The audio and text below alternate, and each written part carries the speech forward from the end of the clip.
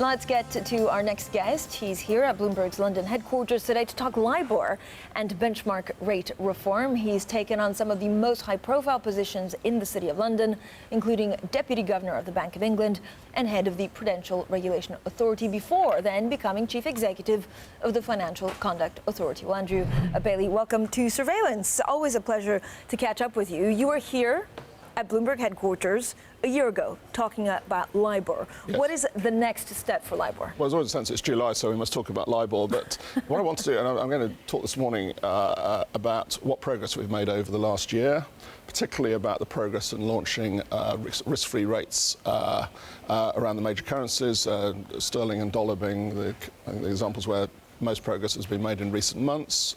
And then I'm going to be talking about what needs to be done to meet our objective by the end of 2021 to remove the dependence on Libor.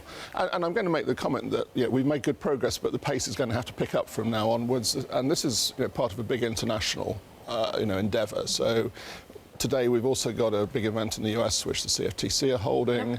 The FSB is putting out a statement with a group that Jay Powell and I chair, and we expect that ISDA will also be putting out beginning a consultation on fallback rates. Earlier this year, you floated the idea of a synthetic Libor rate. Why is that still not really your preferred option?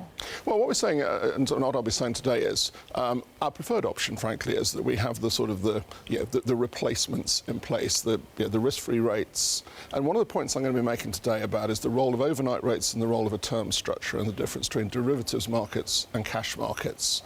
The really derivatives markets, the overnight rate market structure should form the basis for that. But we now need to come on to cash markets and term rates. And our first best is to develop those markets. Synthetic, I think, is in the background. But in the background, but still an option, or are you ruling it out? It's still an option, but I do say this morning that there are some big challenges which we've always known with how you would construct a synthetic rate. Don't rule it out. We have we have a preferred better solution there. Andrew Bailey, on PPI, do you think that the FCA's recent proposals will actually lead to a new wave of PPI complaints from consumers? No, I don't think so. Actually, this is a piece of the sort of picture that, in a sense, has always been there. What we've always been clear on is that, in a sense, the full breadth of particularly the commission structure of PPI may throw up some areas where it was sensible for us to provide further guidance and further, in a sense, further discussion on, and that's what we've done.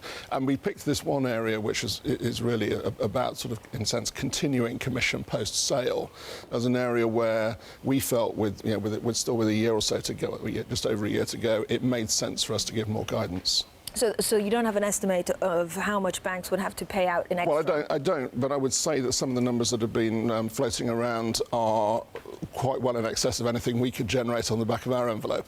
Okay, so nothing that you've seen in the press is the number? I think those numbers are you need a very big envelope to get to those numbers. Andrew Bailey, talk to me a little bit about some of the criticism that the FCA has received, which we talked about last time, was maybe a little bit being slow in dealing with some of the scandals. Do you think that is changing? Well, I don't want to be slow, let's be clear. We're a public authority. We have to abide by public law. It's very important. If we get on the wrong side of something, that's bad. And the legacy cases are difficult, and frankly, I agree, have been going on, too long. I want to draw them to a close, not least because my organisation, wants to do the stuff that we're battling today rather than, the stuff from the past. But we have to be fair to people who, have lost out in the past.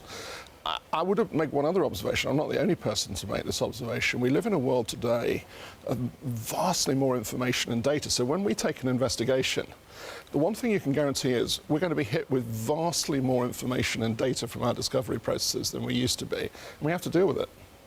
Talk to me about crypto. Yes. Do you favor a license system for ICOs like we have in the state of New York?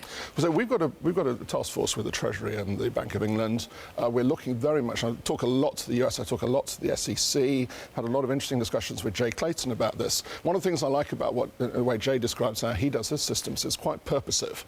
I think coming at sort of things like ICOs from a very sort of narrow sort of, is it narrowly one thing or the other, misses the fact, what's the purpose of this thing? So, I hope, we haven't seen as much ICO activity in the UK, but it's clearly, it's clearly growing. I'd like us to end up with much more of a purposive system in the way that certainly that Jay Clayton describes it to me. So what kind of action are you expecting from this task force? Well, what I think the task force needs to, certainly from our point of view, to address is what do we think falls into what I might call the category of financial contracts, and therefore where should the regulatory perimeter be? Because where it is today, of course, is a history of where it was in a world before crypto. Okay, but this would be implemented, I mean, will we have something in place the next 6 months, a year? Does it take longer? Depends what needs doing. I mean, it always depends whether you need legislation or not. If you don't need legislation, you do things much more quickly. If you do, you don't. So we'll come to a conclusion on what's the right answer for that and see what needs to be done. But there is scope within our legislation to change the perimeter in terms of what's called the Regulatory Activities Order. Andrew Bailey, on auditing, do you think the FCA should actually take some of this, auditing role that is currently under the Financial Reporting Council?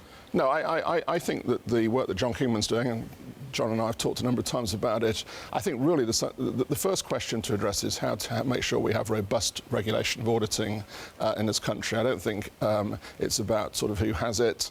I think the most important thing is we have a robust regulator in that field. I would like to see a robust FRC, able to do its job, feels empowered to do its job.